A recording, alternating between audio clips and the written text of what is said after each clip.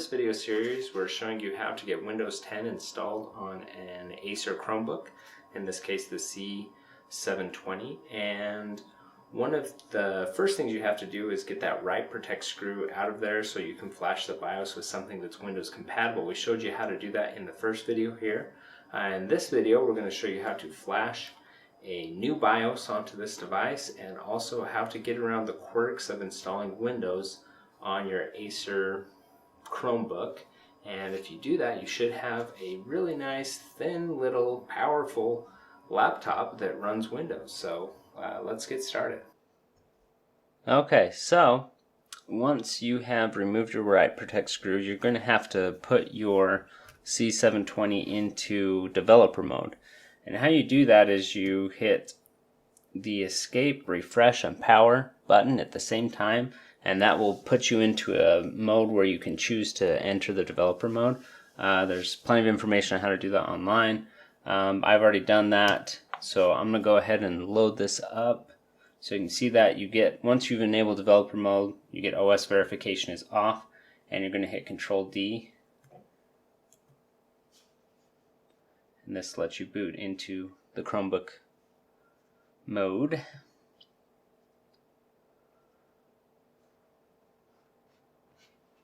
Once you are in, it is a good idea to pull up the following guide, which I will leave a link in the description for, and we're going to go down the list in here. The first thing we need to do is download a utility called FlashROM, and the guide has it right here. It's from John Lewis. So we're going to click on that. I'm going to line up this camera so it's a little easier to see what's going on.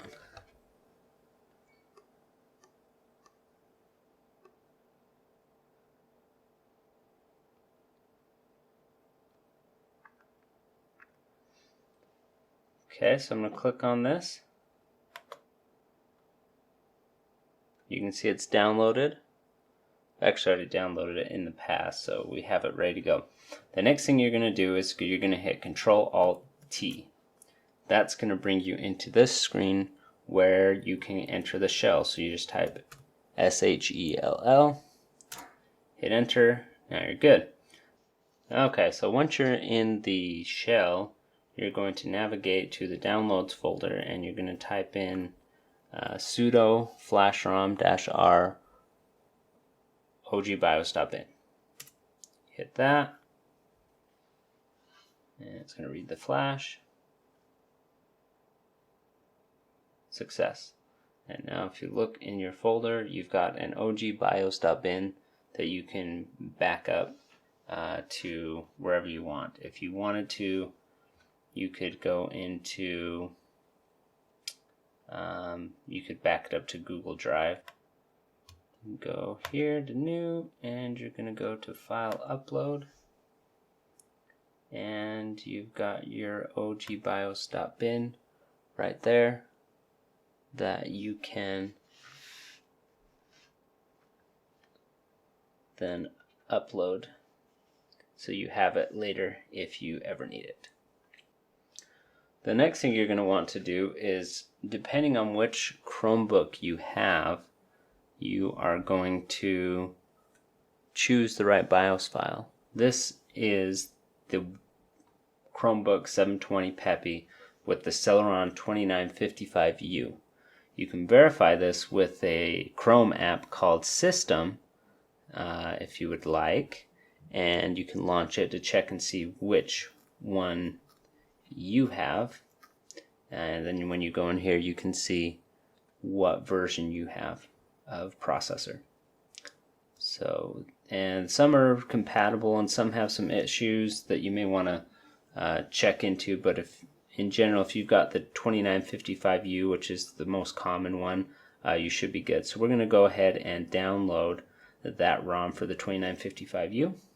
The next thing we're going to do is check and make sure that it downloaded properly. So we're going to list what's in our download folder, and we're going to type in SHA 1 sum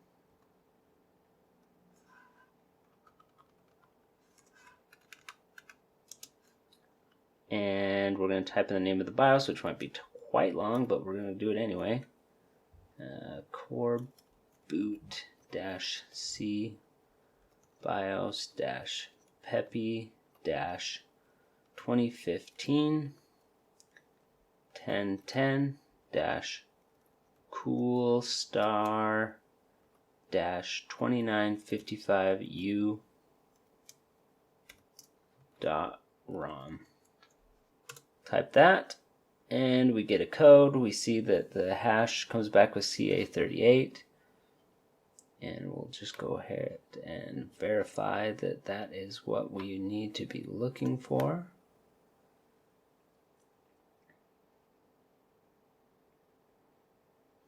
CA38, we're in good shape. So we are now going to type a similar command.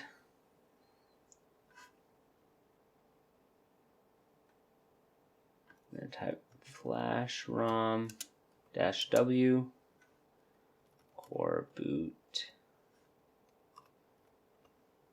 -C BIOS -Peppy 2015 1010 CoolStar 2955U.rom.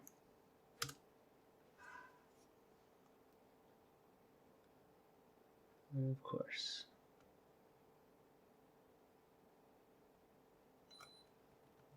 Is that a sudo in there? See if that helps. Yeah, there we go. So yeah, don't forget to add the sudo, otherwise it's not going to flash for you.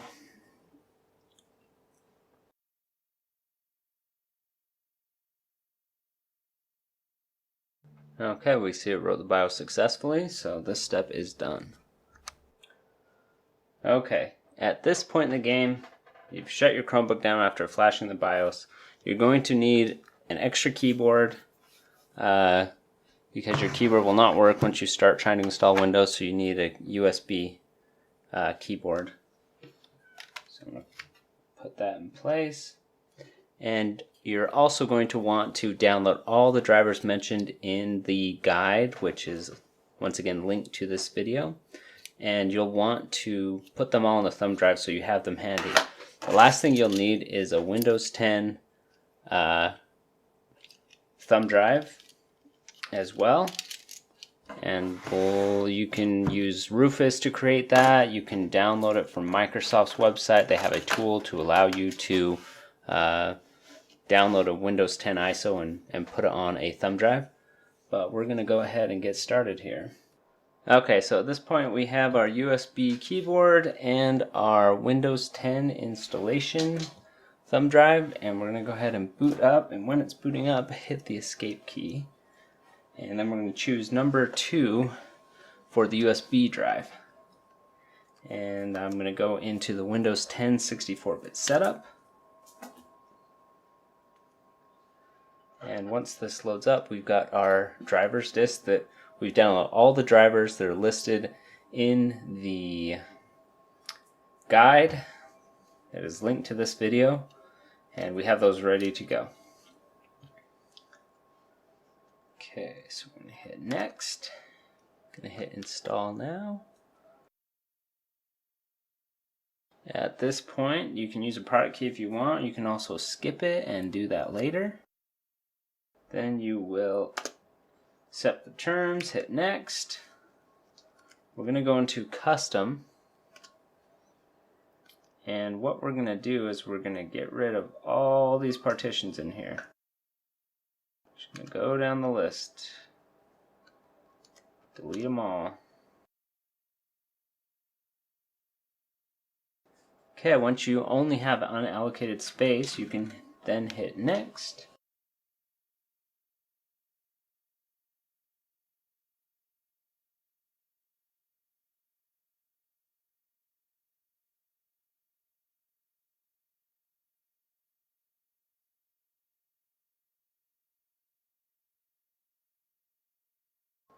Okay, so you saw on the first reboot it is actually going into Windows here.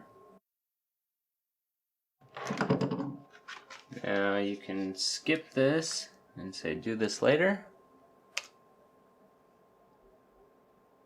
And you're going to want to not connect to the internet right now because you don't want it to auto install any drivers. So we're going to skip this step. Go ahead and use Express settings if you're fine with that, just to save time. You can disable lots of those later or enable them. Your user account information.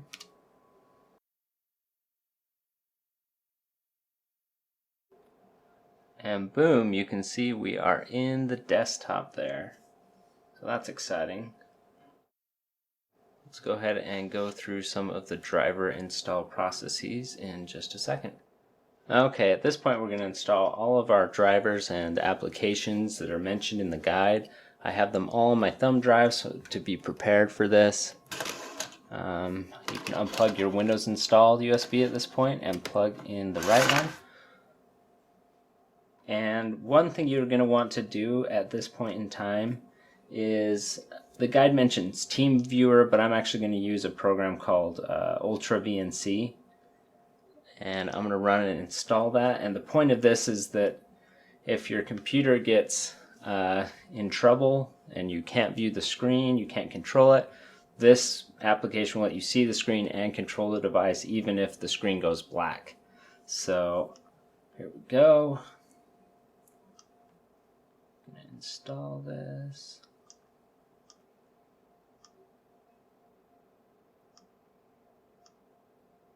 And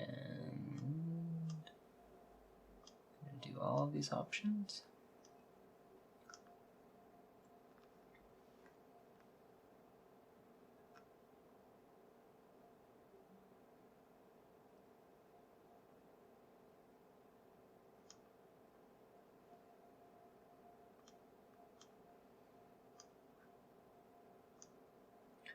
And now the next step is right-clicking this little VNC icon, going to admin properties, and actually setting a password.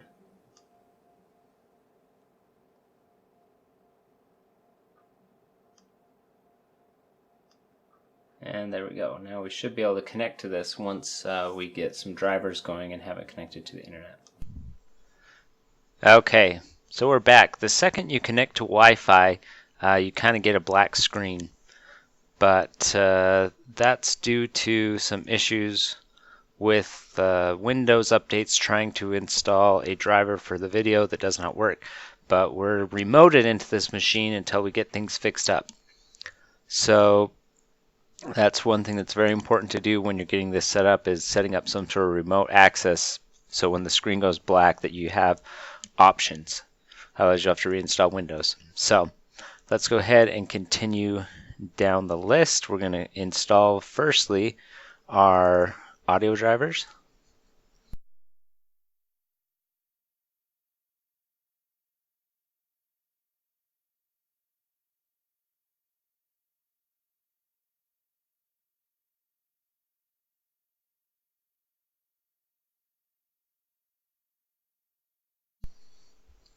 So while that's running, I'm also going to utilize this program, O&O Shutup 10.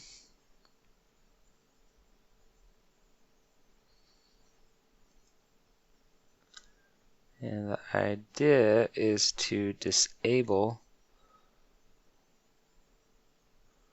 Windows Update, but it looks like our audio drivers are done. So I'm going to say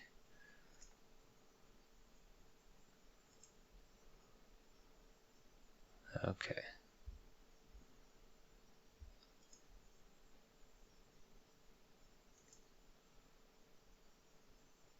Creating system restore points on your PC is deactivated. Create such is recommended.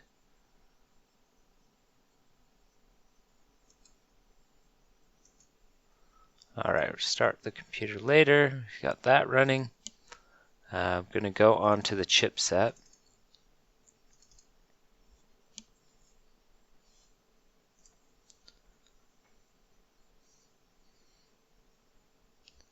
And the chipset can take some time to pull up.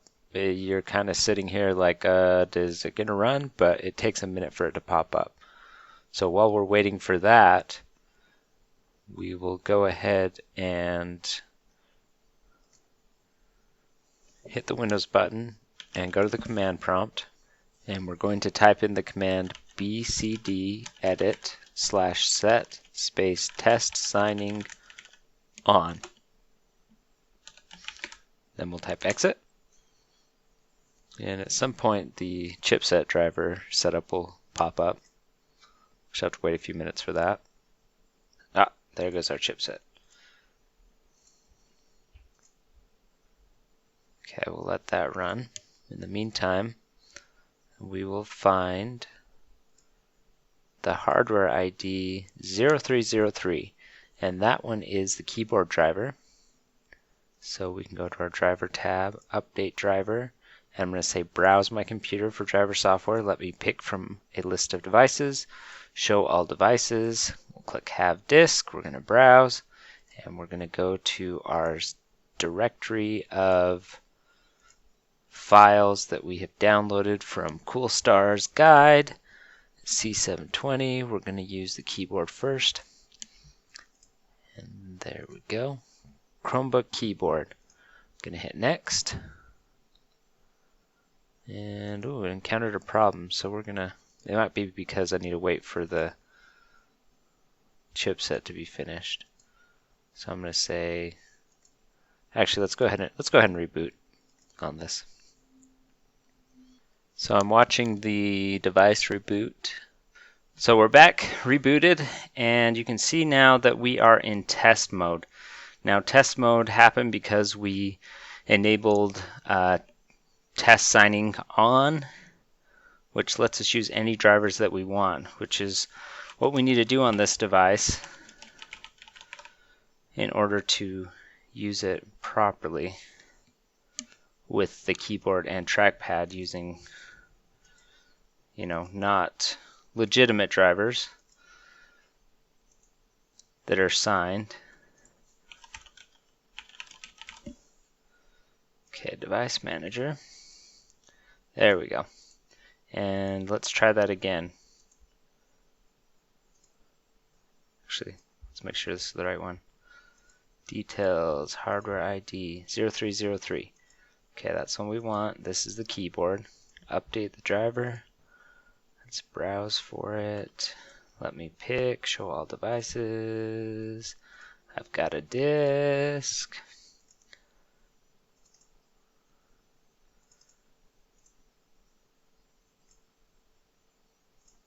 There we go, Chromebook keyboard. It's going to say, we can't verify the publisher. We're going to say, we don't care. Install the driver software anyway. And now our keyboard is working. The next step that we need to do is get the trackpad going. So let's look at the next device and try to figure out which one this is. I'm going to look at the hardware ID. And this is ATML0001. That's not the trackpad. So that one must be, but let's check. AP0000. That is the trackpad. And so therefore we're going to update the device software. I'm going to browse for it. And we'll use the trackpad. And we're going to install the driver software anyway.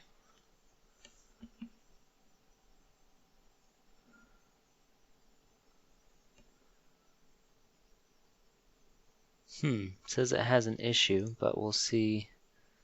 We might just need to reboot it to get that running. Okay. So now we have to get the graphical driver working again. And let's go into our list of files. We're going to grab devcon, and we're going to put that right on the C drive root.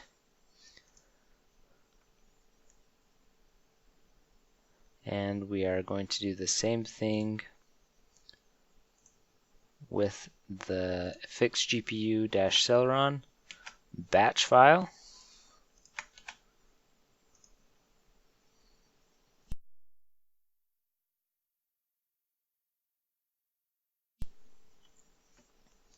Now we're going to open the task scheduler.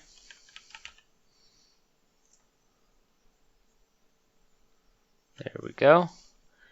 And we're going to create a task. And inside this task, we're going to call it Fix Graphics. And we're going to run whether the user is logged in or not. And we're also going to run it with the highest privileges. And we're also going to configure it for Windows 10. Now we're going to go to Triggers.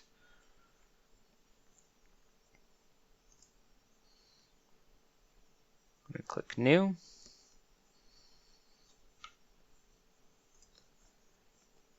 And we're going to choose at Startup.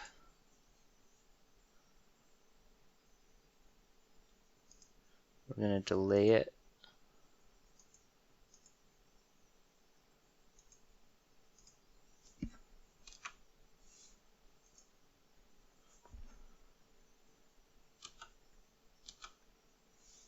for 3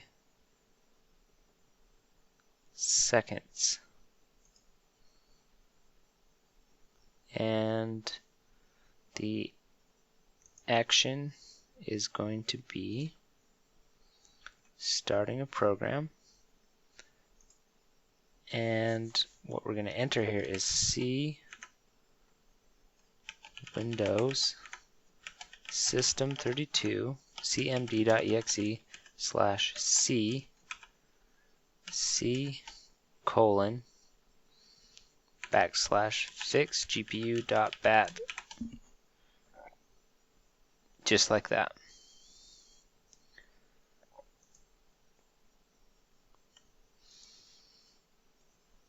We're going to go to the Conditions tab. Make sure everything is unchecked so that it starts all the time, except that one. Say OK.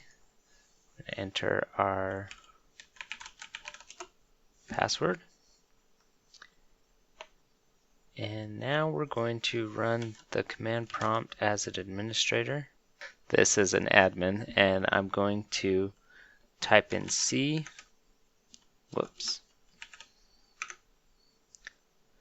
fix gpu.bat. And we're not going to press anything yet, but we're going to start installing the graphics driver, which we have in here. I believe it's this one. Yep.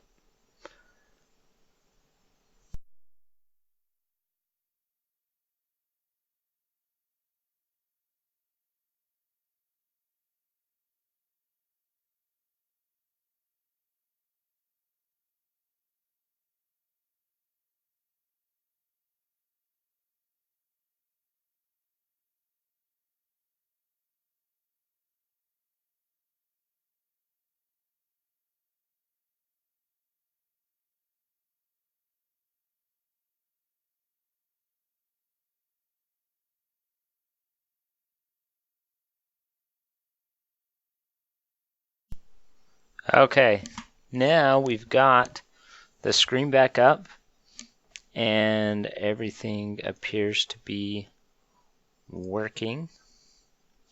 I'm going to go ahead and reboot the computer and we'll see how it goes. You can see it switched the right aspect ratio because it is now properly working. And let's go ahead and reboot and see if the trackpad's working and see if everything else works without hitch.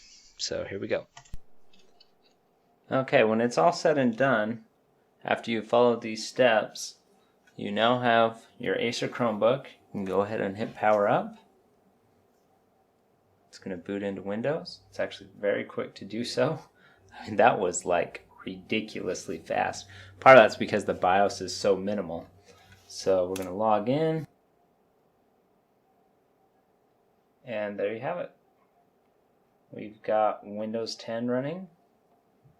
We've got working speakers, and pretty much everything else. So the nice thing is you can find these super cheap on eBay, and you can get them running in Windows 10 and have a really nice thin little laptop, super thin little device for super cheap. That's actually way more powerful than a lot of the Bay Trail computers that you see. You can see the ACPI suspend is working just fine, and it's really quite good. Thanks for watching. Hope this has helped. If you have any questions or comments, let me know in the comments section and I will respond. Thank you very much.